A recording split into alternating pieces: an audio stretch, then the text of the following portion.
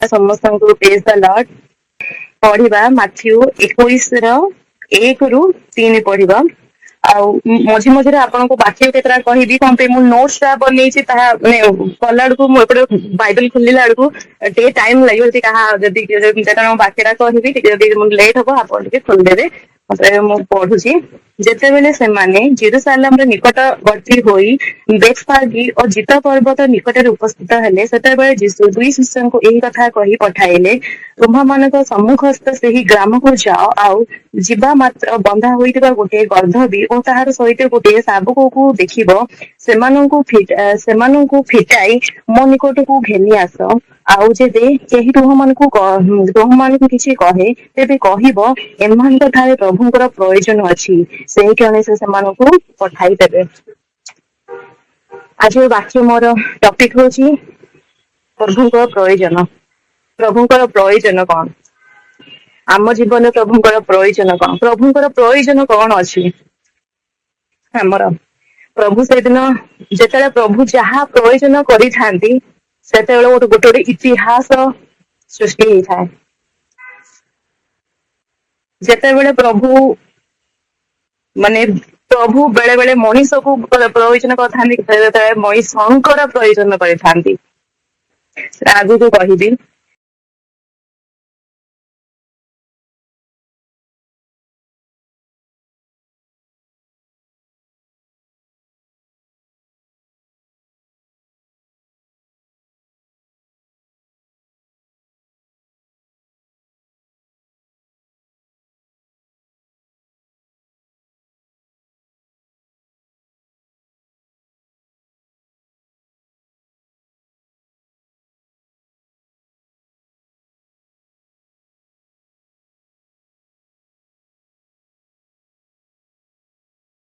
ପ୍ରଭୁ ଯେତେବେଳେ ଶିକ୍ଷା ଦଉଥିଲେ ଶିଷ୍ୟ ମାନଙ୍କୁ, ସେତେବେଳେ ସେ ବାକ୍ୟ ପଢିବା ଲୁକ 5:3-7। ସେହି ନୌକା ଗୁଡିକ ମଧ୍ୟରୁ ଯେଉଁଟି ସିମୋନଙ୍କର ଥିଲା, ସେଥିରେ ସେ ଚଢି ସ୍ଥଳରୁ ଅଳ୍ପ ଦୂରକୁ ଯିବା ନିମନ୍ତେ ତାଙ୍କୁ ଅନୁରୋଧ କଲେ। ଆଉ ସେ ବସି ନୌକାରୁ ଲୋକ ସମୂହକୁ ଶିକ୍ଷା ଦେବାକୁ ଲାଗିଲେ। ସେ କଥା ଶେଷ କରି ସିମୋନକୁ କହିଲେ, ଗଭୀର ଜଳକୁ ଯାଇ ମାଛ ଧରିବା ନିମନ୍ତେ ତୁମମାନଙ୍କର ଜାଲ ପକାଅ। ସେଥିରେ ସିମୋନ ଉତ୍ତର ଦେଲେ, ହେ ଗୁରୁ, ଆମେମାନେ ରାତି ଯାକ ପରିଶ୍ରମ କରି କିଛି ଧରି ନାହୁଁ, କିନ୍ତୁ ଆପଣଙ୍କ କଥାରେ ଆମେ ଜାଲ ପକାଇବା। ଆଉ ସେମାନେ ତାହା ପକାଇ ବହୁତ ମାଛ ଧରିଲେ। ପୁଣି ସେମାନଙ୍କ ଜାଲ ଛିଡିବାକୁ ଲାଗିଲା। ଯେତେବେଳେ ପ୍ରଭୁ ପ୍ରୟୋଜନ କଲେ ତାହାଙ୍କୁ ନୌକାରେ ଛିଡା ହେଇକି, ଯେତେବେଳେ ପ୍ରୟୋଜନ ସିମୋନ ପିତରଙ୍କର ନୌକାକୁ ସେ ପ୍ରୟୋଜନ କଲେ, ସେତେବେଳେ ସେ ନୌକାଟା ସାଧାରଣ ହେଇକି ରହିଲାନି। ସେଇଟା ପ୍ରଭୁ ସେଇ ଜାଗାରେ ପୁଣି ଗୋଟେ ଇତିହାସ ରଚିଲେ। ମାନେ ପ୍ରଭୁ ଯୋଉ ଜାଗାରେ ଆମେ ସେଥିରେ ଯୋଉ ପ୍ରଭୁ ଯୋଉ ଜିନିଷକୁ ପ୍ରୟୋଜନ କରିଥାନ୍ତି, ସେ ଜିନିଷ ଇତିହାସରେ ପରିଣତ ହେଇଥାଏ। ସେ ବଡ ଇତିହାସରେ ପରିଣତ ହେଇଥାଏ, ଯୋଉଟା କି ଆଗରେ କେବେ ହେଇନଥିଲା। ସେହିପରି ଏପରି ମାଛ ହେଲା, ସେ ନୌକାର ପୁରା ବହୁତ ସାରା, ସେ ନୌକା ଆଉ ସାଧାରଣ ହେଲାନି, ସେ ନୌକାରେ ବହୁତ ସାରା ମାଛ ଧରିଲେ। ସେଇଟା ଗୋଟେ ଏକ୍ସାମ୍ପଲ। ମୂଷାଙ୍କ ଏକ୍ସାମ୍ପଲ, ମୂଷାକୁ ବି ପ୍ରଭୁ ବ୍ୟବହାର କଲେ। ଯେତେବେଳେ ମୂଷାକୁ ବ୍ୟବହାର କଲେ, ସେ ଗ୍ରେଟ ଲିଡର ହେଇକି ଛିଡା ହେଲେ। ଯେତେବେଳେ ମୂଷାଙ୍କୁ ପ୍ରଭୁ ପ୍ରୟୋଜନ କଲେ, ସେତେବେଳେ ମୂଷାଙ୍କୁ ପ୍ରଭୁ ଗ୍ରେଟ ଲିଡର କଲେ। ସାୟଦ ୱାର୍ଲଡରେ ବୋଧେ କେହି ସେତେ ବଡ ପ୍ରଭୁଙ୍କୁ ଛାଡିକି ଆଉ ବୋଧେ ଆଉ କେତେ ବଡ ଲିଡର କେହି ନାହାନ୍ତି, ଏତେ ଲୋକଙ୍କୁ ଗାଇଡ କରିକି ଆଗକୁ ନେଇଗଲେ। ଯେତେବେଳେ ହାରାମତିଆ ଯୋସେଫ, ପ୍ରଭୁ ତାହାଙ୍କୁ ବ୍ୟବହାର କଲେ, ତାହାଙ୍କ କବ୍ରକୁ ବ୍ୟବହାର, ତାଙ୍କ ଇଏରେ କବ୍ର ଥିଲେ, ସେ କବ୍ରକୁ ପ୍ରଭୁ ଆଜି ପର୍ଯ୍ୟନ୍ତ, ସେ କବ୍ର ଇତିହାସ ସୃଷ୍ଟି ହେଲା। ସେ କବ୍ର ଆଜି ପର୍ଯ୍ୟନ୍ତ ଖାଲି ଅଛି। ସେଇଟା ବି ଗୋଟେ ଇତିହାସ ସୃଷ୍ଟି ହେଲା। ପ୍ରଭୁ ଯାହା ଯାହା ପ୍ରୟୋଜନ କରିଥିଲେ, ସେ ସବୁ ଇତିହାସ ସୃଷ୍ଟି ହେଇଅଛି। ଯେତେବେଳେ ନୋହାକୁ ପ୍ରଭୁ ଇଏ କଲେ, ସେତେବେଳେ ବି ପ୍ରଭୁ ପ୍ରୟୋଜନ କଲେ, ସେତେବେଳେ ଆଉ ଗୋଟେ ଇତିହାସ ରଚିଲା। ଏତେ ମାତ୍ରାରେ କେବେ ବି ଝଡ ତୁଫାନ ହେଇନଥିଲା, ଏତେ ମାତ୍ରାରେ କେବେ ବି ଏତେ ବଡ ଜାହାଜ, ଏତେ ବଡ ଜାହାଜ, ଏତେ ପଶୁ ପକ୍ଷୀ, ଏତେ ସୁନ୍ଦର ଜାହାଜ, ମୁଁ ତ କହିପାରିବିନି କେତେ ବଡ କଣ। ତ ସେଇ ସମୟରେ ବି ପ୍ରଭୁ गोटे मिराकल कही सेटा भी गोटे इतिहास आज आज भी माने जो माने आजिकली माने खोजुचंती कहउचंती कि से नोहांकर जहाज बोली तो मुझे जाइनि केते परिमाण सत कथा मिछ माने खोजा माने खोजा चलते कि हाँ यहाँ नोहांकर जहाज कही केते परिमाण सत कथा मिछ मुझे जानी मात्र सेटा गोटे इतिहास सृष्टि होता जिते बड़े प्रभु 12 शिष्य को चॉइस कले ସେଇଟା ବି ଗୋଟେ ଇତିହାସ ହେଲା 12 ଜଣ ମିଶେଇ ଦଉଛି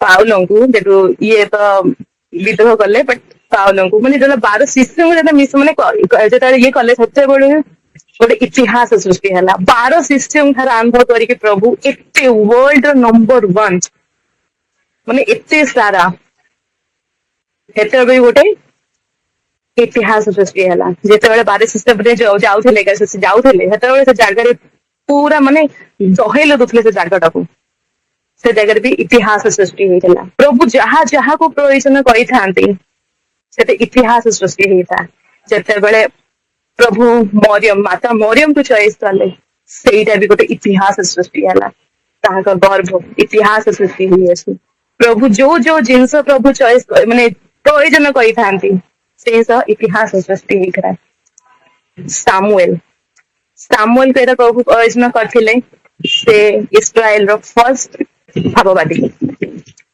तो से पढ़ा आम प्रथम सामुएल 3:4-5 अच्छा 3 पढ़ुची परमेश्वर को सिंधुक जो स्थान में थाए एपरी बा प्रमुख मंदिर परमेश्वर को प्रदीप लिभिबा पूर्व जिते सामुएल शोईथिले सेते सदा प्रभु सामुएल को डाकिले से कहिले मु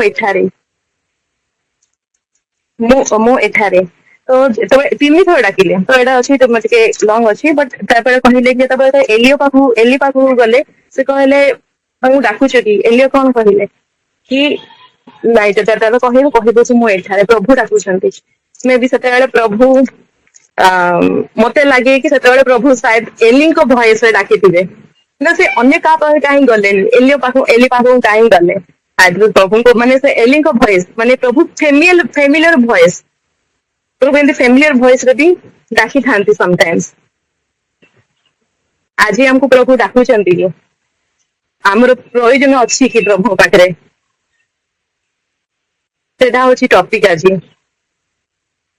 आम कह कि प्रभु मु एठारे आज माने ए टॉपिक रा बाछिबार रीजन हो एते सब एग्जांपल एथि पई मु माने आसेला ए सब एग्जांपल एथि पई देली कि प्रभु आम जीवन प्रभु को प्रयोजन अछि कि एथि अछि कोन अछि तो अछि किपरि अछि आइटा एक्चुअली कोन हेछि ए टॉपिक ता केमति आसला मु कहिबी केमिति माने चॉइस माने एमती मो माइंड को आसला एटा एक्चुअली अनुजय प्रभु मते कहथिले जोठी प्रेम थाए तरी अनुजय भी थाए तो प्रभु मत रेक्टिफाई करती मुझे शिखी अपन शेयर करूँ तो आमे माने किपरि प्रभु को व्यवहार हो पारिबा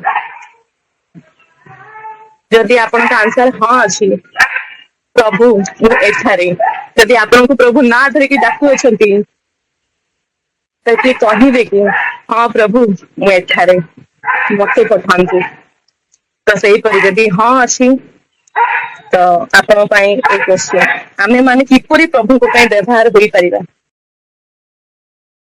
आराधना द्वारा माने केते पॉइंट्स अछि जेतरा आराधना गोटे भी अछि हम प्रभु को आराधना द्वारा प्रभु का प्रशंसा करि पारिबा आराधना एक्चुअली गोटे गीत नुह आराधना एक्चुअली गोटे गीत माने गीत नुह आराधना एक्चुअली गोटे ओबीडिएंट जेते बेले प्रभु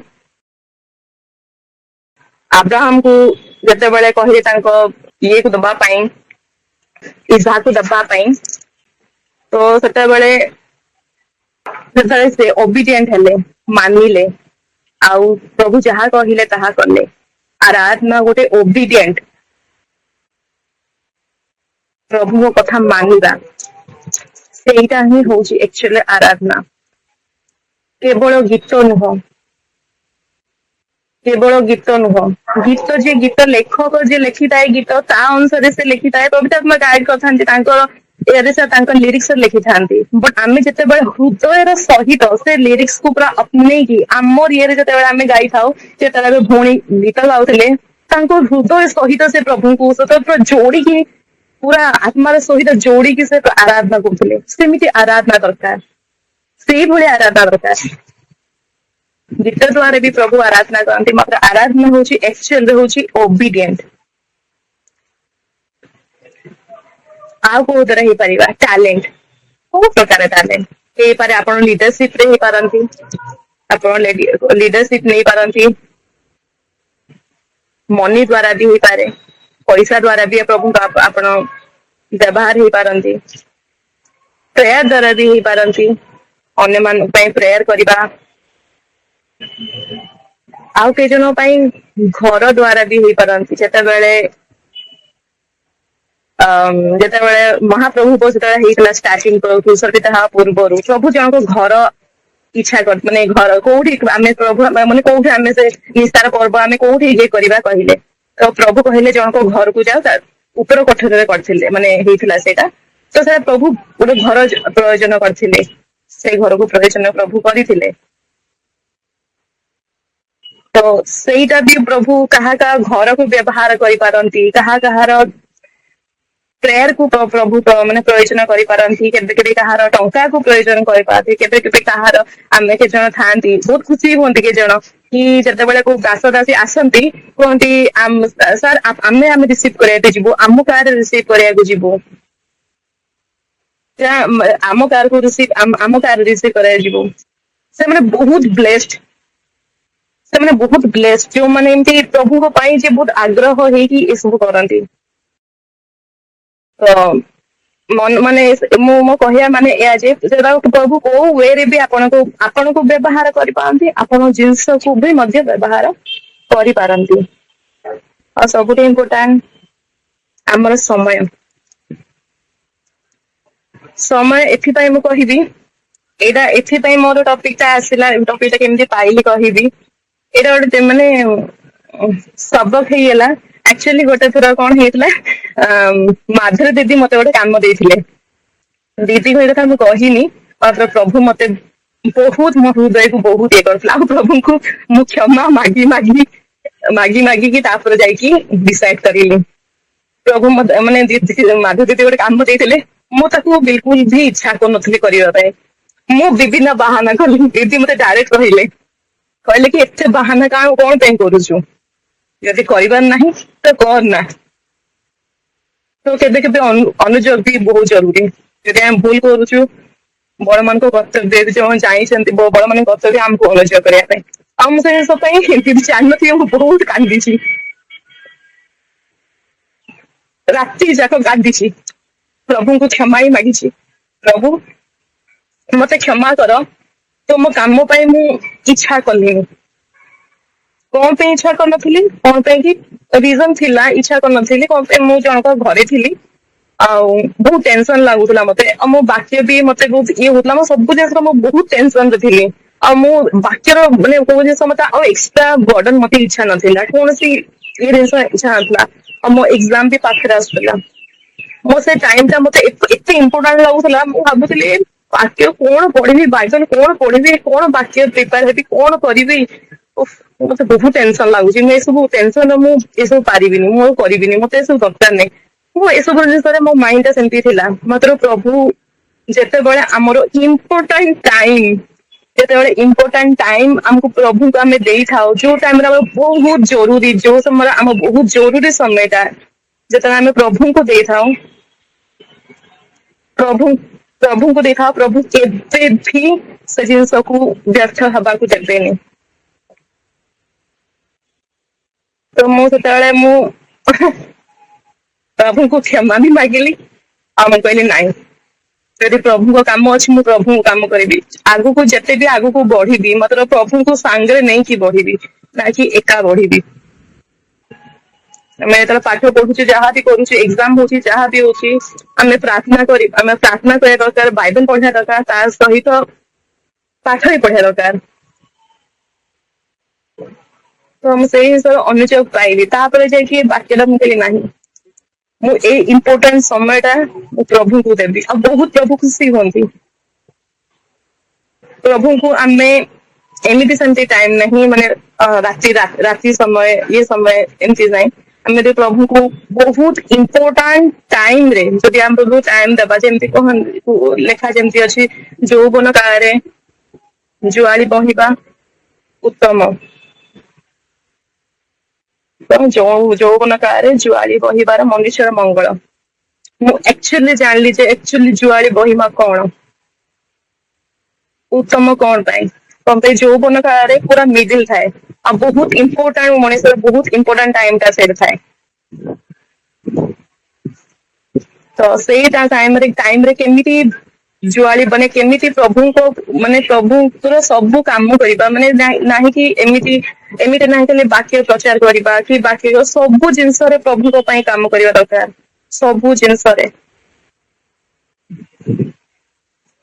ସବୁ ସବୁ କ୍ଷେତ୍ରରେ ପ୍ରଭୁଙ୍କ ପାଇଁ କାମ କରିବା ଦରକାର। ତ ପ୍ରଭୁ ବହୁତ ପ୍ରକାର ପ୍ରଭୁ ଯଦି ଆପଣଙ୍କ ଜୀବନରେ କେବେ ବି କୋଉ ଜିନିଷରେ ଯଦି ପ୍ରଭୁଙ୍କ ପାଇଁ ବ୍ୟବହାର ହେବାକୁ, ଯଦି କୋଉ ଜିନିଷ ବି ହଉ କି ଆପଣ ନିଜେ ବି ହଉ ବ୍ୟବହାର ହେବାକୁ ଯଦି ପ୍ରଭୁ ସୁଯୋଗ ଦଉଛନ୍ତି, ସେ ସୁଯୋଗ ହାତ ଛଡା କରନ୍ତୁନି। ତାପରେ ଆଉ ଗୋଟେ ପଏଣ୍ଟ ଅଛି, ଆମେ କିପରି ପ୍ରଭୁଙ୍କ ସେବା କରିବା। ତ ଏଇଆ ଥିଲା ଆମେ କିପରି ପ୍ରଭୁଙ୍କର ବ୍ୟବହାର ହେଇପାରିବା। ତ ଆମେ ହଉଛି ଆଉ ଗୋଟେ ହଉଛି ଆମେ କିପରି ପ୍ରଭୁଙ୍କ ସେବା କରିବା। ଯୋହନ 6:29 28 ରୁ ପଢୁଛି ମୁଁ। ସେଥିରେ ସେମାନେ ତାହାଙ୍କୁ ପଚାରିଲେ, ଈଶ୍ୱରଙ୍କ କାର୍ଯ୍ୟ ସବୁ କରିବା ନିମନ୍ତେ ଆମମାନଙ୍କୁ କଣ କରିବାକୁ ହେବ। ଯୀଶୁ ସେମାନଙ୍କୁ ଉତ୍ତର ଦେଲେ, ଈଶ୍ୱର ଯାହାଙ୍କୁ ପ୍ରେରଣ କରିଅଛନ୍ତି ତାହାଙ୍କର ବିଶ୍ୱାସ କରିବା ହିଁ ଈଶ୍ୱରଙ୍କର କାର୍ଯ୍ୟ ଅଟେ। ତ ପ୍ରଭୁଙ୍କୁ ବିଶ୍ୱାସ କରିବା ହିଁ ଆମର ସେଇଟା ଗୋଟେ କାର୍ଯ୍ୟ ଅଟେ ଆମ ପାଇଁ। କେବଳ ସେତିକି ହିଁ ପ୍ରଭୁଙ୍କୁ ବିଶ୍ୱାସ ହିଁ କରିବା, ଆଉ କିଛି କରିବାନି କି। ଏଥିରେ ବାକ୍ୟ କଣ କୁହେ, ଯାକୋବ 2:17 ପଢିବା। ମଧ୍ୟ ବିଶ୍ୱାସ କର୍ମ ବିନା ନିଜେ ମୃତ, କିନ୍ତୁ କେହି ଅବା କହିବ ତୁମ ବିଶ୍ୱାସ ଅଛି ପୁଣି ମୋର କର୍ମ ଅଛି। କର୍ମ ବିନା ତୁମେ ବିଶ୍ୱାସ ମତେ ଦେଖାଅ, ଆଉ ମୁଁ କର୍ମ ଦ୍ଵାରା ତୁମକୁ ମୋର ବିଶ୍ୱାସ ଦେଖାଇବି। ଈଶ୍ୱର ଯେ ଏକ ମାତ୍ର, ଏହା ତୁମେ ବିଶ୍ୱାସ କରୁଅଛ ଭଲ କଥା। ଭୂତ ମାନେ ମଧ୍ୟ ବିଶ୍ୱାସ କରି ଥରହର ହୁଅନ୍ତି, କିନ୍ତୁ ସେ ନିର୍ବୋଧ ମନୁଷ୍ୟ, କର୍ମ ବିନା ମନୁଷ୍ୟ ଯେ ନିଷ୍ଫଳ ଏହା କଣ ଜାଣିବାକୁ ଇଚ୍ଛା କରୁଅଛ। ଆମ ମାନଙ୍କର ପିତା ଅବ୍ରାହମ ବେଦୀ ଉପରେ ଆପଣା ପୁତ୍ର ଇସାକୁ ଉତ୍ସର୍ଗ କରିବା ବେଳେ କଣ କର୍ମ ଦ୍ଵାରା ଧାର୍ମିକ ଗଣିତ ହୋଇନଥିଲେ। ତୁମେ ଦେଖୁଅଛ ଯେ ବିଶ୍ୱାସ ତାହାଙ୍କ କର୍ମ ସହକାରୀ ଥିଲା, ଆଉ କର୍ମ ଦ୍ଵାରା ବିଶ୍ୱାସ ସିଦ୍ଧ ହେଲା। ସେଥିରେ ଶାସ୍ତ୍ରର ଏହି ବାକ୍ୟ ସଫଳ ହେଲା, ଅବ୍ରାହମ ଈଶ୍ୱରଙ୍କ ଠାରେ ବିଶ୍ୱାସ କଲେ, ଆଉ ତାହାଙ୍କ ପକ୍ଷରେ ତାହା ଧାର୍ମିକତା ବୋଲି ଗଣିତ ହେଲା। ପୁଣି ସେ ଈଶ୍ୱରଙ୍କ ମିତ୍ର ବୋଲି ଖ୍ୟାତ ହେଲେ। କେବଳ ବିଶ୍ୱାସ ଦ୍ୱାରା ମନୁଷ୍ୟ ଧାର୍ମିକ ଗଣିତ ନ ହୋଇ କର୍ମ ଦ୍ଵାରା ଯିଏ ଧାର୍ମିକ ଗଣିତ ହୁଏ, ଏହା ତମେ ମାନେ ଦେଖୁଅଛ। ସେହି ପ୍ରକାର ମଧ୍ୟ ରାହା ସିଏ ଦୂତ ମାନଙ୍କୁ ଆତିଥ୍ୟ କରି ଅନ୍ୟ ବାଟ ଦେଇ ସେମାନଙ୍କୁ ବିଦାୟ କରିବାରୁ କଣ କର୍ମ ଦ୍ଵାରା ଧାର୍ମିକ ଗଣିତ ହେଲା ନାହିଁ। କାରଣ ଆତ୍ମା ବିନା ଶରୀର ଯେପରି ମୃତ, ସେହିପରି କର୍ମ ବିନା ବିଶ୍ୱାସ ମଧ୍ୟ ମୃତ। ଆମେ ଯଦି ପ୍ରଭୁଙ୍କୁ ବିଶ୍ୱାସ କରୁଅଛୁ, ଆମ କର୍ମ ଦ୍ଵାରା ବି ସେ ବିଶ୍ୱାସ ଦେଖେଇବାର ଅଛି କି ହଁ ଆମେ ପ୍ରଭୁଙ୍କ ଛୁଆ। ପ୍ରଭୁଙ୍କ ଛୁଆ କହିକି ଆମ କର୍ମ ଦ୍ଵାରା ବି ଆମେ ଜଣେଇବାର ଅଛି। ହଁ ପଢିବା କଲସ୍ୟ 3:20। ତୁମେମାନେ ଯାହା କିଛି କର ମନୁଷ୍ୟଙ୍କ ନିମିତ୍ତ କଲା ପରି ଅନ୍ତର ସହ ତାହା କର, ମନୁଷ୍ୟ ନିମନ୍ତେ କଲା ପରି କର ନାହିଁ। ତୁମେମାନେ ଯାହା କିଛି କର ପ୍ରଭୁଙ୍କ ନିମନ୍ତେ କଲା ପରି ଅନ୍ତର ସହ ତାହା କର, ମନୁଷ୍ୟ ନିମନ୍ତେ କଲା ପରି କର ନାହିଁ। ଆମେ ଯାହା କିଛି ବି କରିବା ପ୍ରଭୁଙ୍କ ପାଇଁ କଲା ପରି କରିବା। ନା କି ଆମେ ଲୋକଙ୍କୁ ଦେଖେଇବା ଇଏରେ କରିବା। ଆମେ ମନୁଷ୍ୟକୁ ଦେଖେଇଲା ଭଳି ନ କରି ପ୍ରଭୁଙ୍କୁ ଦେଖେଇଲା ମାନେ ପ୍ରଭୁଙ୍କ ପାଇଁ କଲା ଭଳିଆ କରିବା। ଆମେ ଯାହା କିଛି ବି ଯଦି ଆମକୁ ଚର୍ଚ୍ଚରେ କିଛି କାମ ଦିଅନ୍ତି, ଆମେ ଯଦି କାହାକୁ ହେଲ୍ପ ବି କରୁଛୁ, ଯାହା ବି ଆମେ କରୁଛୁ ତାହା ଆମେ ପ୍ରଭୁଙ୍କୁ କଲା ପରି କରିବା ଦରକାର, ଯାହାକି ମନୁଷ୍ୟକୁ କଲା ପରି କରିବା ଦରକାର। ପ୍ରଥମ କରନ୍ତୀୟ 15:58 ପଢିବା। ଅତଏବ ହେ ମୋହର ପ୍ରିୟ ଭାଇମାନେ, ପ୍ରଭୁଙ୍କର ସେବାରେ ତୁମମାନଙ୍କର ପରିଶ୍ରମ ନିଷ୍ଫଳ ନୁହେଁ। ଏହା ଜାଣି ପ୍ରଭୁଙ୍କ କାର୍ଯ୍ୟରେ ସୁସ୍ଥିର ଓ ଅଟଳ ରହି ସର୍ବଦା ଅଧିକରୁ ଅଧିକ ଯତ୍ନବାନ ହୁଅ।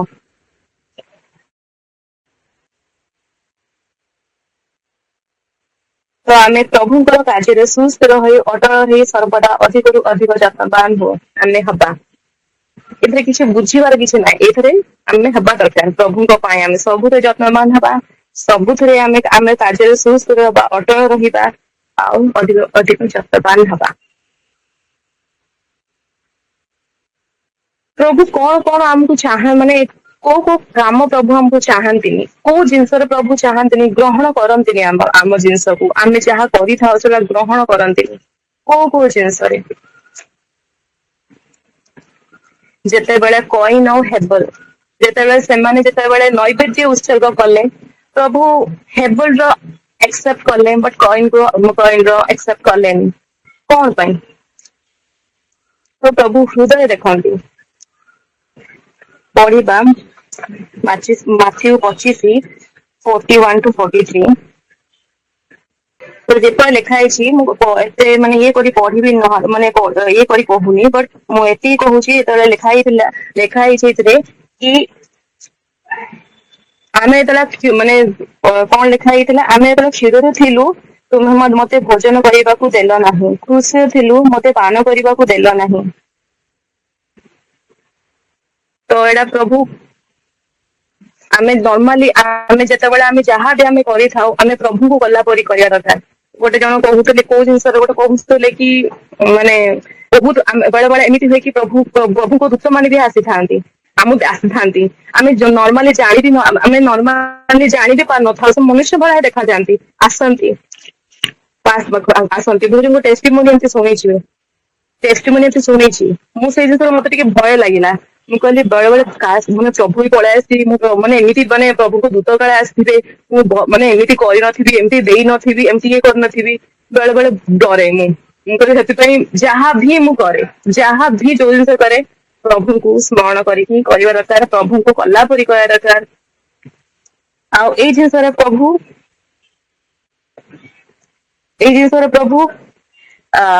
ଇଏ କରିନଥାନ୍ତି, ଗ୍ରହଣ କରିନଥାନ୍ତି। କୋଉ ଜିନିଷ ପ୍ରଭୁ ଗ୍ରହଣ କରିନଥାନ୍ତି, ଯୋଉ ବାତିଲ ମାନେ ଖ୍ରୀଷ୍ଟିୟାନ ଲୋକ ମାନେ ଯୋଉମାନେ ପ୍ରଭୁଙ୍କୁ ବିଶ୍ୱାସ କରନ୍ତି, ଜାଣନ୍ତି, ଏ ବାକ୍ୟ ବହୁତ ହି ଡରନ୍ତି। କୋଉ ବାକ୍ୟ? ପ୍ରଭୁ କୁହନ୍ତି କି ମୁଁ ତମକୁ ଚିହ୍ନି ନାହିଁ, ତୁମେ ମୋ ନାଁରେ ପ୍ରଚାର କଲ, ଜାଣିଲ, ଇଏ କଲ, ମୋ ନାଁରେ ପ୍ରଚାର କଲ, ସବୁ କଲ, ଲାଷ୍ଟରେ ଆମେ ପ୍ରଭୁ ତୁମ ନାଁରେ ଆମେ ପ୍ରଚାର କଲୁ, ତୁମ ନାମରେ ତ ଆମେ ଏଇଟା କଲୁ, ତୁମ ନାମରେ ଆମେ ସେଇଟା କଲୁ। ପ୍ରଭୁ କହିଲେ ମୁଁ ତମକୁ ଚିହ୍ନି ନାହିଁ। ବହୁତ ଡେଞ୍ଜରସ୍ ମାନେ ସବୁ ଖ୍ରୀଷ୍ଟିୟାନ ସବୁ ବିଶ୍ୱାସୀ ଡରନ୍ତି ସେ ଜିନିଷରେ। ଡରିବା ବି ଦରକାର, ପ୍ରଭୁ ଭୟ ବି ରହିବା ଦରକାର। ଯାହା ବି କରିବା ପ୍ରଭୁ ଭୟରେ କରିବା, ମନୁଷ୍ୟର ଭୟରେ, ପ୍ରଭୁ ଭୟରେ କରିବା ଦରକାର। ପ୍ରଭୁ ମନୁଷ୍ୟକୁ ଭୟ କରିବାକୁ ଦେଇନାହାନ୍ତି ଆମକୁ, ସେ ଆତ୍ମା ଆମକୁ ମିଳେନି, ମାତ୍ର ପ୍ରଭୁ ଭୟର ଆତ୍ମା ଆମକୁ ମିଳିଛି। ତ ସେପରି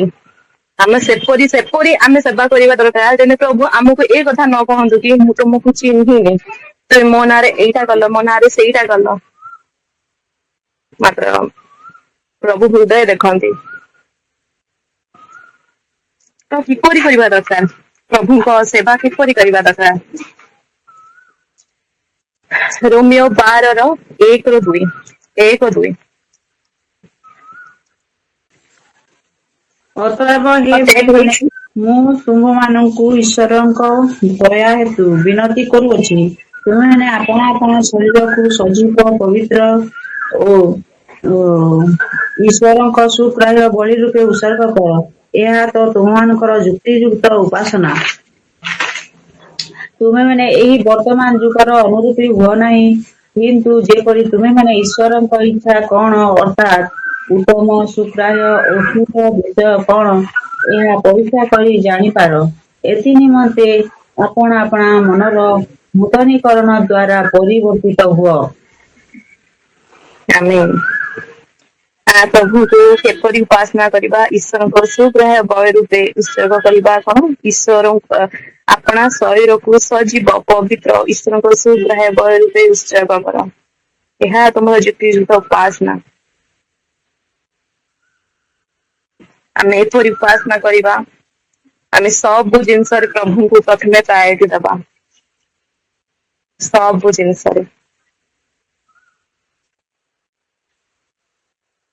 ଯେତେବେଳେ ଆମେ ଯେତେବେଳେ ସ୍ତୁତି କରିଥାଉ, ଆରାଧନା କରିଥାଉ, ପ୍ରଶଂସା କରିଥାଉ, ସେତେବେଳେ ଆଉ ଗୋଟେ ବାକ୍ୟ ଅଛି, ମୁଁ କହି ଦଉଛି ସେ ବାକ୍ୟଟା।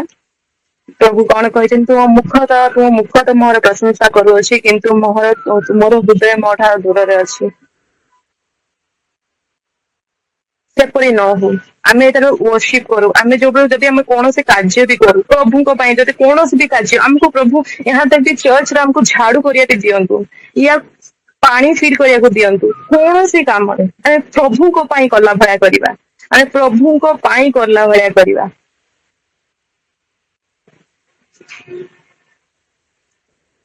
ତ ସେତେବେଳେ ପ୍ରଭୁ ବହୁତ ଖୁସି ହୁଅନ୍ତି। ମନି ପାଇଁ ପ୍ରଭୁଙ୍କୁ, ଟଙ୍କା ପାଇଁ ପ୍ରଭୁଙ୍କ ସେବା କରିବାନି। ଆଜିକାଲି ଲୋକ ବହୁତ ଟଙ୍କା ପାଇଁ ପ୍ରଭୁଙ୍କ ସେବା ବି କରନ୍ତି। ନାଇଁ, ଯୋଉଥିରେ ଟଙ୍କା ଆସେ ସେଇ ଜାଗାରେ ବହୁତ ପ୍ରୋବ୍ଲେମ ହୁଏ। ପାଠରେ ବି ଲେଖା ଅଛି, ଯୋଉ ମାନେ ଧନ ଆଉ ପ୍ରଭୁଙ୍କର ସେବା ଗୋଟେ ଜାଗାରେ କରିହବନି। ଆରେ ଧନ କରିବ, ନହେଲେ ପ୍ରଭୁଙ୍କୁ କରିବ। ମାଥ୍ୟୁ 6:24 ଲେଖା ହେଇଛି। ଯୋଉ ଜାଗାରେ ମନି ଆସିବ, ଯୋଉ ଜାଗାରେ ମନି ମଝିରେ ଆସିବ, କଣ ଆଜିକାଲି ବହୁତ ସେମିତି ଚାଲିଛି। ସେଥିପାଇଁ ଏଇ ଜିନିଷଟା ମୁଁ କହୁଛି। ଆଜିକାଲି ଟଙ୍କା ବହୁତ ସମସ୍ତଙ୍କ ପାଇଁ। ଯୋଉ ଜାଗାରେ ମନି ଆସେ ସେଇ ଜାଗାରେ ପ୍ରଭୁ ନାହାନ୍ତି। ଆଜିକାଲି ଆମେ କେମିତି ତାହେଲେ ପ୍ରଭୁଙ୍କୁ ଆମେ କେମିତି ସେବା କରିବା? ପ୍ରଭୁଙ୍କୁ ଆମେ ଯେତେବେଳେ ବାକ୍ୟ ଆମେ କହିବା, ପ୍ରଭୁଙ୍କୁ ଆମେ ସମସ୍ତଙ୍କୁ ପ୍ରଭୁଙ୍କ ବାକ୍ୟ ପ୍ରଚାର କରିବା, ପ୍ରଭୁଙ୍କ ବିଷୟରେ କହିବା, କିନ୍ତୁ ଗୋଟେ ଜିନିଷ ସମସ୍ତେ ପ୍ରଭୁ ଆମକୁ ଗୋଟେ ଜିନିଷ ଦେଇ ଅଛନ୍ତି, ସେଇଟା ହଉଛି ହୋଲି ସ୍ପିରିଟ, ଯିଏ ଆମର ସାହାଯ୍ୟକର୍ତ୍ତା, ଆମର ସାହାଯ୍ୟକାରୀ, ଆମର ଟିଚର, ଆମକୁ ଅଗୁଆହି କରନ୍ତି। ଆମେ ତାହାଙ୍କୁ ହିଁ ଆମେ ଭୁଲି ଯାଇଥାଉ ସମଟାଇମ୍ସ। ଆଉ ବେଳେ ବେଳେ ଆମେ ତାଙ୍କୁ ଯେମିତି କେବେ କେମିତି ଆମେ ଡାକୁ ପ୍ରଭୁ, ମାନେ ହୋଲି ସ୍ପିରିଟକୁ କେବେ କେମିତି ଡାକୁ, ଯେତେବେଳେ କିଛି ବାକ୍ୟ କହିବାର ଥିବ, ପ୍ରଭୁ ଆଜି ମୁଁ ବାକ୍ୟ କହିବି, ପ୍ରଭୁ ମୁଁ ଆଜି ଜବ ପାଇଁ ଯାଉଛି, ପ୍ରଭୁ ମାନେ କୋଉ ଜିନିଷରେ ଆମେ ପ୍ରଭୁ ବେଳେ ବେଳେ ହୋଲି ସ୍ପିରିଟକୁ ସେଇ ଜିନିଷରେ ଡାକୁ କି ପ୍ରଭୁ ଆମକୁ ଏଇ କାମଟା କର, ସେଇ କାମଟା କରେଇ ଦିଅ, ଏଇ କାମଟା, ମାନେ କେବେ କେମିତି ଡାକୁ। ମତେ ପ୍ରଭୁ ଗୋଟେ ବାକ୍ୟରେ ଅଛି, ପ୍ରଭୁ ବହୁତ ଖୁସି ହୁଅନ୍ତି, ତାଙ୍କ ଉପରେ ଫୁଲି ଡିପେଣ୍ଡ ହେଲେ ବହୁତ ପ୍ରଭୁ ଖୁସି ହୁଅନ୍ତି, ସେତେବେଳେ ପ୍ରଭୁ ସନ୍ତୋଷ ହୁଅନ୍ତି, ପ୍ରଭୁ ଖୁସି ହୁଅନ୍ତି। ଯେତେବେଳେ ଆମ ପ୍ରଭୁ ଆମକୁ ସାହାଯ୍ୟ କରି, ହୋଲି ସ୍ପିରିଟ ଏଭ୍ରି ଟାଇମ, ମାନେ 24/7 ଆମ ସହିତ ଅଛନ୍ତି, ଆମ ଭିତରେ ଅଛନ୍ତି। ଆମେ ତାହାଙ୍କୁ ଯେତେବେଳେ ଆମେ କୋଉ ଜିନିଷ ବି ମଝିରେ ମୁଁ ୟୁଟ୍ୟୁବରେ ଗୋଟେ ଦେଖୁଥିଲି, ଗୋଟେ ଲୋକଟା ଯାଇଥିଲା ମନ୍ଦିର ଭିତରେ ପ୍ରଚାର କରିବା ପାଇଁ। ସେଇଟା କଣ ଠିକ ଥିଲା? ମନ୍ଦିର ଭିତରେ ପ୍ରଚାର କରିବା ପାଇଁ ଯାଇଥିଲା।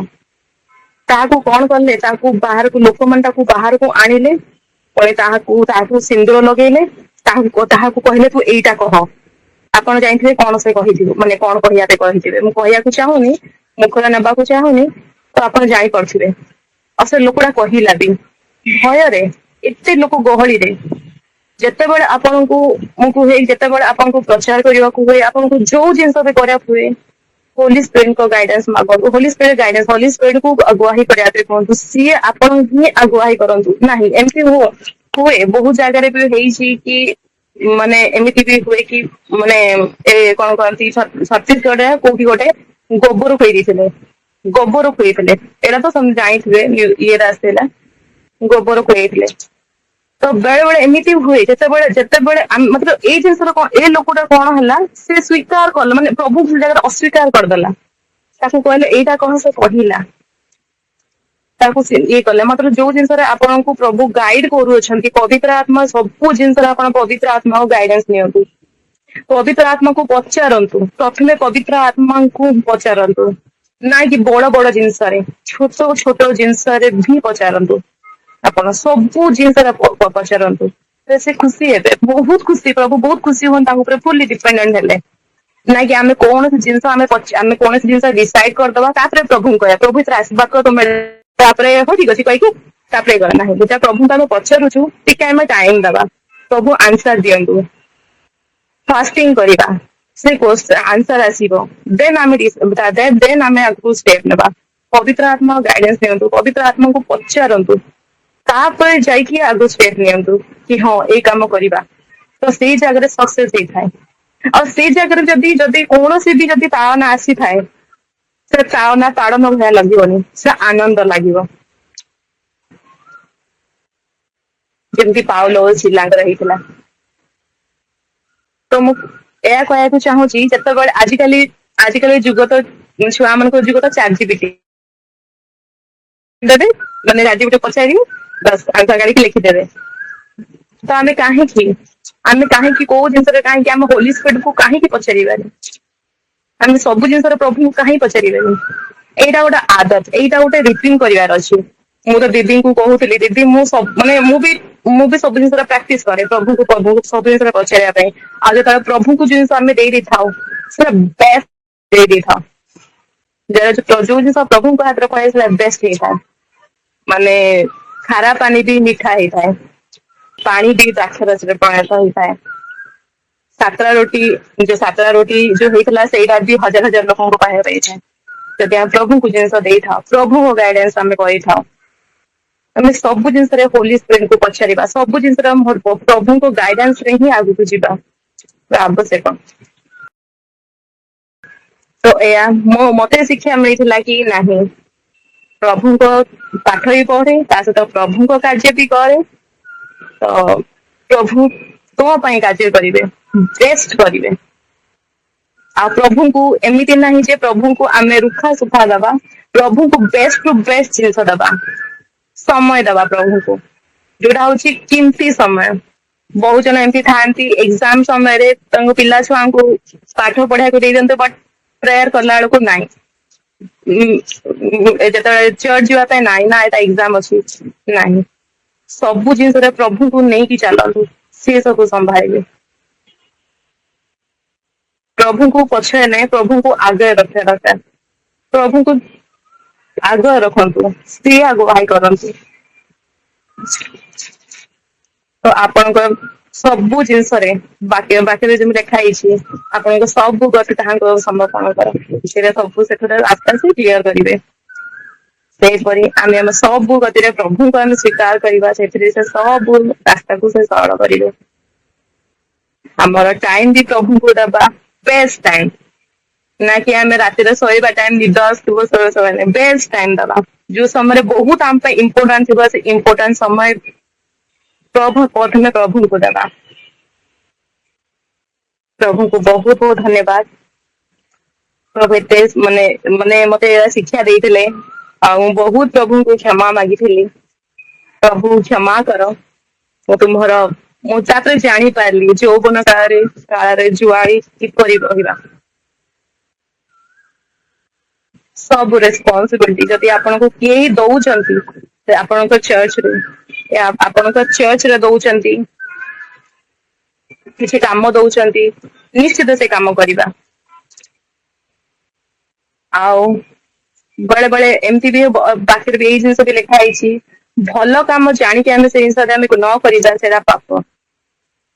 ଆଉ ଏ ବାକ୍ୟ ବି ଲେଖା ହେଇଛି କି ବହୁତ ଜଣ ବହୁତ ବିଶ୍ୱାସୀ ଅଛନ୍ତି, ବହୁତ ଜଣ ଏମିତି ଭଲ ଚକ୍କରରେ ଫସିଯାଆନ୍ତି, ଜଣକୁ ସାହାଯ୍ୟ କରିବା ଚକ୍କରରେ ସେମାନେ ଫସିଯାଆନ୍ତି, ସେମାନେ ବିପଦରେ ପଡିଯାଆନ୍ତି। ତା ପାଇଁ ବାକ୍ୟ ଏଇଟା ଅଛି, କପଟ ପରି ନମ୍ର ହୁଅ, ଆଉ ସର୍ପ ପରି ଚତୁର ହୁଅ। ତ କିଏ ନା କିଏ ତ ଥିବେ କାହା ଆଗରେ ନମ୍ର ହବା କଥା ପ୍ରଭୁ କହିଅଛନ୍ତି, କିଏ ନା କିଏ ଥିବେ, ପ୍ରଭୁ କହିବେ କିଏ ନା କିଏ ଥିବେ ଆମକୁ ବିପଦର ପକେଇବା ପାଇଁ ସେଟା ତ ପ୍ରଭୁ କହିଲେ ଚତୁର ହୁଅ। ସେଥିପାଇଁ ଆମେ ଚତୁର ବି ହେବା ଦରକାର। ଆମେ କାହା ଆଗରେ ନମ୍ର ହବା ଦରକାର, କାହା ଆଗରେ ଚତୁର ହବା ଦରକାର। ଆମେ ନମ୍ର ବି ହେବା କାହା କୋଉ ଆଗରେ, କାହା ଆଗରେ ଚତୁର ବି ହବା ଦରକାର। ଏରା ପବିତ୍ର ଆତ୍ମାଙ୍କୁ ଆମେ ପଚାରିବା ଦରକାର, ପବିତ୍ର ଆତ୍ମାକୁ ସାହାଯ୍ୟ ନେବା ଦରକାର। ତ ସବୁ ରାସ୍ତା କ୍ଲିୟର ହେଇଯିବ। ତାପରେ ସବୁ ଜିନିଷରେ ଆମେ ପବିତ୍ର ଆତ୍ମାଙ୍କ ସାହାଯ୍ୟ ମାଗିବା। ନିଜ ବୁଦ୍ଧିରେ ନିଜ ଇଏରେ ଆମେ ଚାଲିବାନି, ବଟ୍ ପ୍ରଭୁଙ୍କୁ ଆମେ ପଚାରିବା। ଆଉ ପ୍ରଭୁଙ୍କୁ ସଡନ୍ ପଚାରିକି ଆମେ ପ୍ରାର୍ଥନା କରୁଛୁ ହଁ ବସ୍ ନାଇଁ, ଆମେ ୱେଟ୍ କରିବା, ପ୍ରଭୁଙ୍କର ଉତ୍ତର ଜାଣିବା, ବାଇବଲ ପଢିବା। ୟାକୁ କାହାର ଯଦି ଆମେ କିଛି ଜାଣିପାରୁନୁ, ଯେ ପ୍ରାର୍ଥନାରେ ଇଏର ରୁହନ୍ତି, ଆପଣ ସିନିୟର ମାନଙ୍କୁ ପଚାରିବା କୋଉଟା ସହି କୋଉଟା ଗଲତ, ବାକ୍ୟ ଅନୁସାରେ ଏଇଟା କଣ ହବ, ଏ ସବୁ ପଚାରିବା। ତାପରେ ଟିକେ ଆଗକୁ ବଢିବା। ଟେଷ୍ଟିମନି ଏଇଟା ମୋ ମାଧବ ଦିଦିଙ୍କୁ ବି କହିଛି। ମୁଁ ଛୋଟ ଛୋଟ ଜିନିଷରେ ବି ପ୍ରଭୁଙ୍କୁ ପବିତ୍ର ଆତ୍ମାଙ୍କୁ ସାହାଯ୍ୟ କରେ। ମୁଁ ଯେତେବେଳେ ରୋଷେଇ ବି କରେ, ମୁଁ ପ୍ରଥମେ ପଚାରେ କି ପ୍ରଭୁ ଆଜି କଣ ରୋଷେଇ କରିବି, ଆଜି କଣ ଖାଇବି। ତ ଯେତେବେଳେ ମୁଁ ସେଟା କୁହେ, ତାର ମାଇଣ୍ଡ କୁ କୋଉଟା ଆସିଲି, ମୁଁ ବନେଇଦିଏ। ମାନେ ଏମିତି ନର୍ମାଲି ମୁଁ କବିତା ମୁଁ ପ୍ରାୟ ଟାଇମ କଥା ହଉଥାଏ, ମୁଁ ପ୍ରାୟ ଟାଇମ କଥା ହଉଥିବି। ତ ଏମିତି କଥା ଇଏ କରୁଥିବି। ତାପରେ ରୋଷେଇ ଯାହାବି କରିବି, ରୋଷେଇ କଲା ବେଳକୁ ମୁଁ କହିଲି ପବିତ୍ର ଆତ୍ମାଙ୍କୁ କହିବି, ପବିତ୍ର ଖାଇବା ଟେଷ୍ଟ ବନେଇଦବୁ, ଆଜି ଖାଇବା ଟେଷ୍ଟ ବନେଇ ଦେଇଥିବ। ଯେତେବେଳେ ଟାଇମ ଥାଏ ମୁଁ ପବିତ୍ର ଆତ୍ମାଙ୍କ କଥା ହେଇଥିଲି, ଆଜି ଖାଇବା ଟେଷ୍ଟ ବନେଇଦବ। ଆଉ ବିଶ୍ୱାସ କରନ୍ତୁ, ସେଦିନ ଖାଇବା ବହୁତ ଟେଷ୍ଟ ହେଇଥାଏ। ଆଉ ବିଶ୍ୱାସ କରନ୍ତୁ, ସେ ଖାଇବା କେବେ ବି ୱେଷ୍ଟ ଯାଏନି। ସେଟା ଫ୍ରିଜ ରହିଲେ ବି କିଏ ନା କିଏ ଖାଇଦେଇକି ଖତମ କରିଦେଇଥାନ୍ତି, ୱେଷ୍ଟ ବି ହୁଏନି। ବହୁତ ବଢିଆ ହୁଏ ଖାଇବା, ୱେଷ୍ଟ ବି ହୁଏନି। ତ ମୁଁ ଭାବିଛି ଆଚ୍ଛା ଆଚ୍ଛା ପ୍ରଭୁ ଏମିତି କାର୍ଯ୍ୟ କରିଛନ୍ତି। ତ ସବୁ ଜିନିଷରେ ମାନେ ସବୁ ଜିନିଷରେ ଏଇଟା ଖାଇବାରେ ଖାଲି ଇଏ କଲି, ମୁଁ ରୋଷେଇ କରିବାରେ ଯେତେବେଳେ ଆମେ ସମସ୍ତେ ରୋଷେଇ କରୁଛୁ, ତ ମୁଁ ରୋଷେଇ କଲା ବେଳକୁ ସେମିତି କରେ। ଆଉ ସେଦିନ ବହୁତ ମାନେ ମତେ ବହୁତ ଖୁସି ଲାଗେ, ଆଉ ପ୍ରଭୁଙ୍କୁ ଧନ୍ୟବାଦ ଦେଇକି ମାନେ ସେଦିନ ଟେଷ୍ଟି ହେଇଥାଏ, କୁହନ୍ତି ବି ଟେଷ୍ଟି ହେଇଥାଏ। ମତେ କହିବାକୁ ବି ପଡେନି, ପଚାରିବାକୁ ବି ପଡେନି। ପ୍ରଭୁ ମାନେ କାହାକୁ ପଚାରିବାକୁ ପଡେନି, ତମେ ନିଜେ କୁହନ୍ତି ବହୁତ ଟେଷ୍ଟ ହେଇଥାଏ। ମତେ ଖୁବ ଖୁସି ଲାଗେ, ପ୍ରଭୁଙ୍କୁ ଧନ୍ୟବାଦ ଦିଏ। ତ ସବୁ ଜିନିଷରେ ପବିତ୍ର ଆତ୍ମା ଗାଇଡାନ୍ସ ମାଗନ୍ତୁ। ଆଉ ପ୍ରଭୁଙ୍କ ପ୍ରୟୋଜନ, ପ୍ରଭୁ ଯାହା ଆମର ପ୍ରୟୋଜନ ଆମକୁ ଇଏ କରନ୍ତି, ତାହା ଆମେ ସବୁ ଜିନିଷରେ ତୈୟାର ହେଇକି ଛିଡା ହେଇକି ରହିଥିବା, ପ୍ରଭୁଙ୍କ ସାହାଯ୍ୟ କରିବା ପାଇଁ, ପ୍ରଭୁଙ୍କ ପାଇଁ ଛିଡା ହେବା ପାଇଁ ସବୁବେଳେ ତୈୟାର ହେଇକି ରହିଥିବା।